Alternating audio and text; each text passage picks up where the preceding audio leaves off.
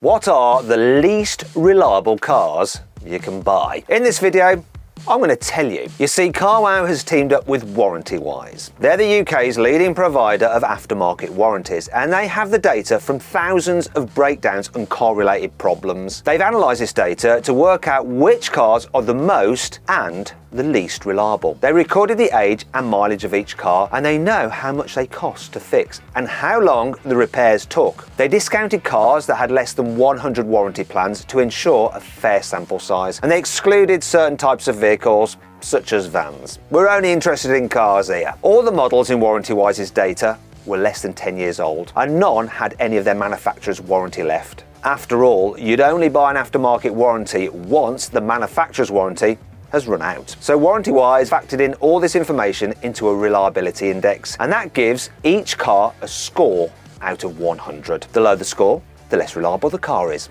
Simple. And now I'm going to reveal the cars that got the lowest scores. I'm Matt Watson, and you're watching Carwow. Hopefully your car isn't in this list.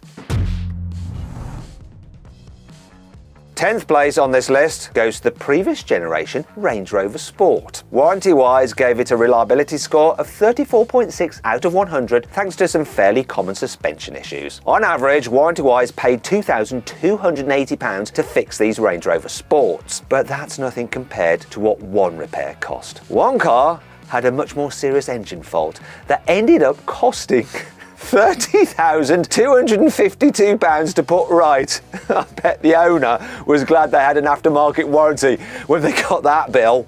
Shouldn't be laughing really. Taking joint 9th place is a Seat Leon Cupra and Audi A7, which both scored 33.4 out of 100. To be specific, I'm talking about cars registered between 2014 and early 2022. The most common issue with the A7 was to do with the emission control system, while the Seat Leon Cupra suffered with cooling issues. The average repair costs for these cars were £1,020 for the Seat and, unsurprisingly, slightly more for the Audi, £2,367 for the A7. But the most expensive faults were much more expensive. One Seat Leon Cupra had an engine fault that cost £3,984 to fix. Still, that's about 1/10 of the price of that previous Range Rover Sport engine fault. But one unlucky A7 owner had a serious engine fault that cost Warrantywise £31,946 to put right. Those numbers are massively different. So how come these cars have the same reliability score? Well, Warrantywise found that there was more chance of a Leon Cupra going wrong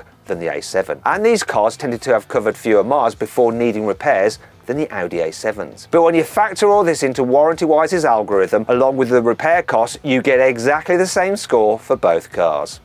Want to sell your car quickly, easily, and for a fair price? Then head to Carwow to have over 4,000 trusted dealers ready to bid on it in an online auction. First, enter your car's registration to get an instant approximate valuation. Then, if you want to proceed, give us some more details and upload some photos, and we'll help you set a fair reserve price for your car. That's the minimum amount you'd be happy to sell it for. Once you've done that, we'll enter your car into an online auction. When the auction's over, we'll let you know the result, and the dealer with the winning bid will be in touch to arrange easy payment and free collection of your car. 93% of sellers surveyed said they got the price they expected or more through Carwow. The best bit is, it's completely free! I put a link in the description of this video and the pinned comment to take you directly to Carwow, where over 4,000 dealers are ready to bid on your car. Or you can just click on the pop-out banner that should be appearing in the top right-hand corner of the screen now. Alternatively, just Google "Help Me Carwow" and we will help you sell your car quickly, easily, and for a fair price. On with the video. The 8th least reliable car on Warrantywise's list is another Audi. It's the previous generation RS3. Now, Warrantywise has paid out £3,039 on average to fix broken RS3s, and the most common issues were gearbox faults. But that's not all. The gearbox in one car was so buggered that it cost £9,500 to put right. Warrantywise factored all this into its reliability index and gave the Audi RS3 a score of 32.1 out of 100. Now I wonder, in the past, whenever I've launched Audi RS3s, they were really brutal off the line. However, with the later generation models and the very most recent cars, the launch is much more progressive. I wonder if Audi were aware that the launchers were hurting their gearboxes. I don't know. I've just totally made that up, but it sort of makes sense to me.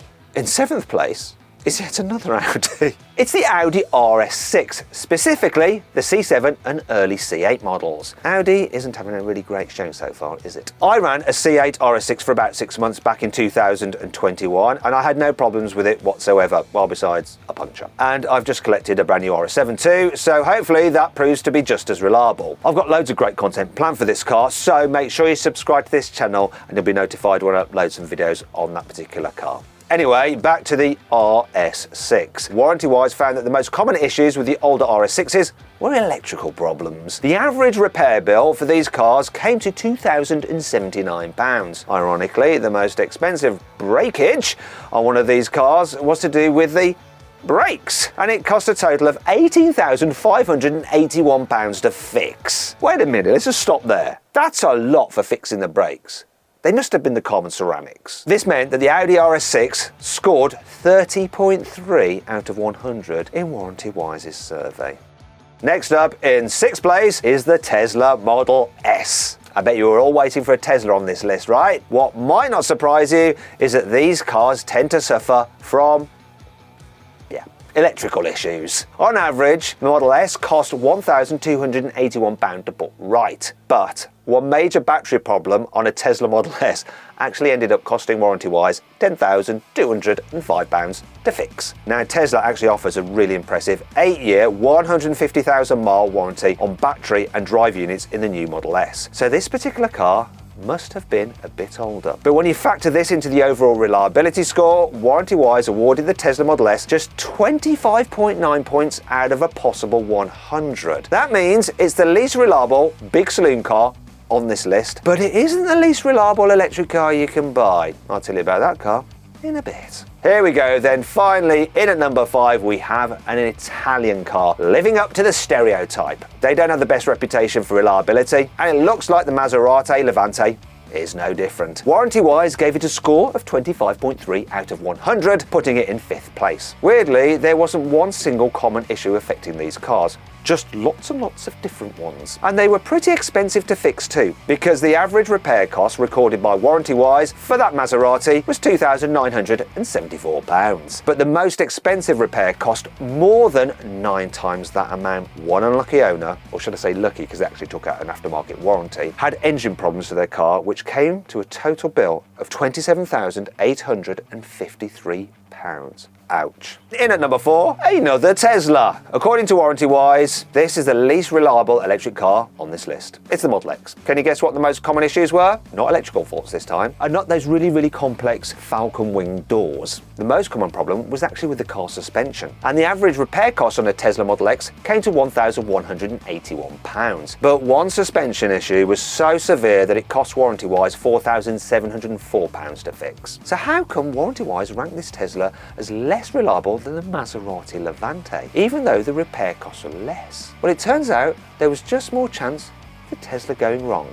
So more chance of a Tesla going wrong than a Maserati. Makes you think. Anyway, this contributed to the Tesla Model X only scoring 24.6 out of a possible 100 points for reliability, according to Warrantywise. Now we come to the 3 least reliable cars according to Warrantywise. And in at number 3, we have the BMW M3. Now, I love my old G80 BMW M3, and thankfully I had no issues with it whatsoever, but I might have been lucky, because if I had an older F80 model, things could have been different. Warrantywise gave that particular car a rather disappointing 24 out of 100 in its reliability index. That means that the M3 is the least reliable small saloon car too. Common issues related to the twin turbos you get on the M3's S55 engine, and this contributed to an average repair bill of £2,451. The gearbox didn't prove all that reliable either. Warrantywise had to pay a stonking £12,115 for a transmission failure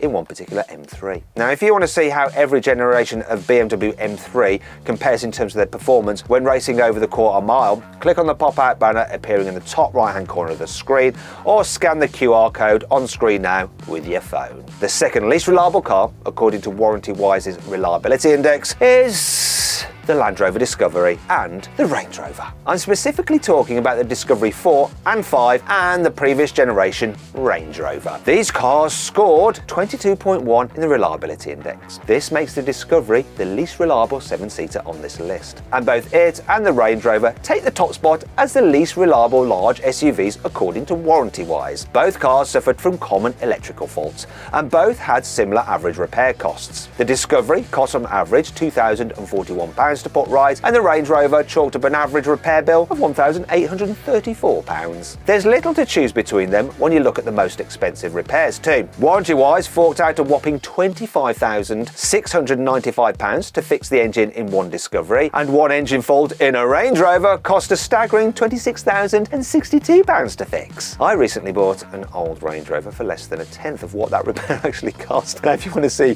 what that car's like and how it compares to the very latest Range Rover, click on the pop-out banner appearing in the top right-hand corner of the screen or follow the QR code on the screen now with your mobile phone. Now, before I tell you which car is the least reliable overall, according to Warrantywise's reliability index, I want to show you the least reliable cars in categories that haven't appeared in Warrantywise's top 10. I've already included large SUVs, saloon cars, hot hatches and electric cars. But what about all the other kinds of cars out there? The least reliable city car, according to Warrantywise, is the second generation of Smart 4.4. This scored 60.9 out of a possible 100 points, which is actually pretty reliable. But it's still lower than any other city car on Warrantywise's list. And according to Warrantywise, they paid out £949 on average to fix problems with these Smart 4.4s, which were often to do with the electrical system. But one car had a knackered clutch, and that ended up costing £5,817 to put right. Next up is the least reliable hatchback or small estate, and the award goes to the second generation Mini Clubman. Overall, this car didn't score too badly according to Warrantywise. It chalked up 57.8 points out of a possible 100. The most common problems were electrical faults, and the average repair cost came to £1,506. But one Mini Clubman had a very serious gearbox issue that ended up costing £8,768 to put right. Moving on to pickup trucks, and according to Warrantywise, the least reliable one is the first generation Volkswagen Amarok. It scored 41.5 points out of 100. The most common faults with these trucks are to do with the emissions. Wait a minute, a Volkswagen with emission issues? Anyway, on average, Amarok faults cost £1,547 to put right, which isn't too steep. And the most expensive fault didn't break the bank either. Warrantywise paid out £5,223 to fix a problem with one car's fuel system. Now, I've already told you about the least reliable large SUVs and 7-seaters you can buy, but what about smaller 5-seater SUVs and crossovers? Well, the least reliable smaller SUV according to Warrantywise data is the first and second generation Audi SQ5. The ones made between 2014 and 2021. The most common faults with these cars were to do with the fuel system, and the average repair cost when this SUV broke down came to £2,047. However, one SQ5 had a knackered turbo that ended up costing £10,678 to fix. As a result, the SQ5 scored 40.9 out of a possible 100 points in the Warrantywise Reliability Index. If you're a politician or a celebrity, you want to be chauffeured around in a reliable limo. Well, you might want to avoid older versions of the BMW 7 Series, specifically the 5th and 6th generation cars made since 2014. These scored 39 out of 100 possible reliability points. And according to Warrantywise, this means they're less reliable than other luxury saloon cars like the Mercedes S-Class and Audi A8. Or the Jaguar XJ. When a BMW 7 Series went wrong, Warrantywise ended up paying an average of £1,965 to fix it. And most of these repairs were a result of suspension issues. But the most expensive fault was much pricier. One car had a serious gearbox problem that cost Warrantywise £11,826 to put right. If you're thinking about buying a cheap limo, you can see what happened when I bought an old BMW 7 Series, an old S-Class and an old Lexus. Click on the pop-out banner up there or follow the QR code using your phone to watch that video. Now then, let's get back to the overall list. And drum roll please, while I announce what according to Warrantywise is the least reliable used car. It's another BMW, and it's the i8. It only scored 16.5 out of 100 for reliability. This also means it's the least reliable sports car on the list, as well as being the least reliable car overall. And you won't be surprised to hear that most of the common issues were to do with the car's hybrid electrical system. The average amount that Warrantywise paid to fix these issues was £2,006. But it turns out the i8's internal combustion engine isn't immune from problems either. The most expensive claim that Warrantywise paid to fix was to do with the fuel system on an i8, and this came to a hefty £7,530. Now you might be wondering why the BMW i8 has actually topped, or should that be bottomed, this list, when actually the repair bills aren't as big as some other cars on this list. Well, that's because of the frequency or likelihood of an i8 going wrong. Hey, if you enjoyed the video, please give it a like, it really helps us out. If you click on the video windows, you can watch some more videos, and if you click on the Carwow logo, you can go to Carwow to see how much money you can save on your next car. Thanks for watching.